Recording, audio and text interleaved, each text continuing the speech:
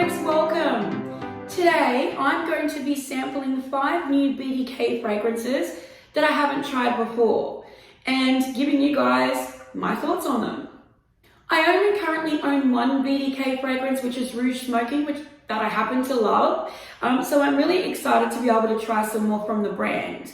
We have some really popular ones too, you know, Gris Chanel and the normal Chanel. And I've heard a lot of hype about those, so I'm interested to see if they live up to the hype. If you're new to my channel and you love fragrance like I do, please don't forget to subscribe, hit notifications, and like this video. It really does help my channel. Okay guys, so the first one we're going to try, I just bought some samples from Libertine Perfumery. And the first one we're going to try is Velvet Tonka.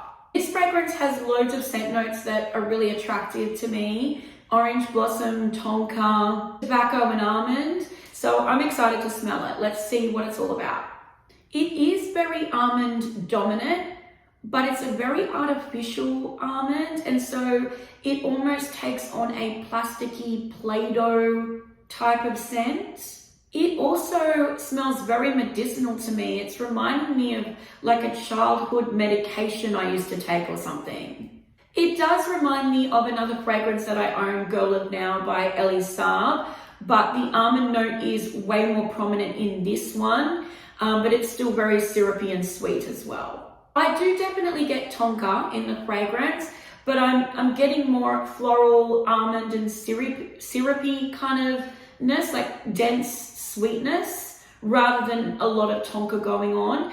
And there is also some creamy lactonic milky undertones to it as well. Likely from that almond note, you know, being very creamy. It actually reminds me of a powdered floral almond milkshake. Yeah, that's exactly what it reminds me of. Like an artificial powdered almond milkshake with floral. I'm not quite sure how I feel about this one. There's a part of me that's, you know, it's too artificial, but then there's another part of me that's actually really loving it. So I wish that I could be more definitive with you guys about how I feel about it. I think I need to wear it, but it's quite unique, and I think that that's what's kind of drawing me to it. I think I actually do like the scent. Yeah.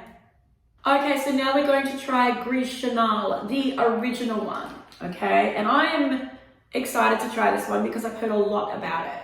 Okay, let's smell it and see. Ooh. Okay, straight up, it's reminding me of Annie by Nishani and By the Fireplace by Replica. The fig in this fragrance is not a juicy, succulent, sweet fig. It is a hard, green, you know, unripened fig. There's nothing juicy about this fig at all. I'm also getting huge amounts of black tea, which I actually love, in contrast with that green fig and that kind of booziness going on. It's actually really nice. I'm surprised actually that I'm favoring this fragrance, because when I look at the scent notes, yeah, I don't mind black tea. I like fig as well, but I like juicy sweet fig. I don't normally like unripened type of scent, so I'm surprised that I'm liking this as much as I am. Black tea, cardamom and fig are the superstars, and they're front and center in this fragrance. So if they're your type of scent profile that you gravitate towards, definitely sample this fragrance. There is something kind of cool about it. And now that I've tried it for the first time, I get the hype. I understand now the fixation with this fragrance. It is really, really good. I think I'm actually going to grab a bottle of this one. Oh my goodness. But then I liked Velvet Tonka too. Oh my gosh. It's good, guys. It is.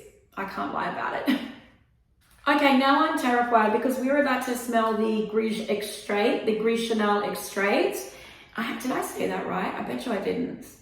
And because of my feelings that I've already had about these other two, and they're like $400-500 a bottle. So I'm worried if I liked them as much, what am I going to think of this one?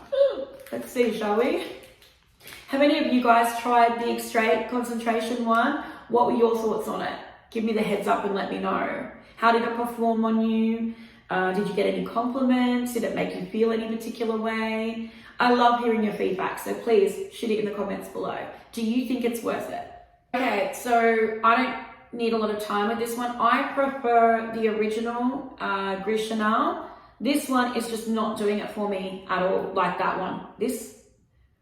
It's like they took the best parts out of Guerlain and got rid of them. That's what this smells like to me. For me, the Xray version is more about Indonesian patchouli, and it's like they've cut down that cardamom, fig, and black tea, which was the major draw card in that fragrance. That's what really had me thinking. It's nowhere near as prominent. As I said, it's much more about that Indonesian patchouli. This one is really just about vetiver, patchouli, iris, and sandalwood. I don't smell fig, I don't smell cardamom, I don't smell black tea at all. So no, this one is an out for me. I do not understand the fixation with this one, and I would not want to own this fragrance. Okay guys, next up we have Tobacco Rose. Oh, I'm getting full-on Delina vibes by PDM. Okay, so yes, I totally get Delina vibes, but there is big differences as well. It's not as tart as the original Delina, and the rose in this smells like it's welting. It's not dead yet, but it ain't far away. It's not fresh and vibrant like in Delina. Okay, so it's been on the test strip a bit longer now, and now the Delina DNA is kind of completely dissipated, and it's giving me more of an old-fashioned rose church incense type of vibe. Honestly, this one for me is way too mature. I just cannot escape that very stuffy rose. I can't get away from it. It's really smothering the entire fragrance.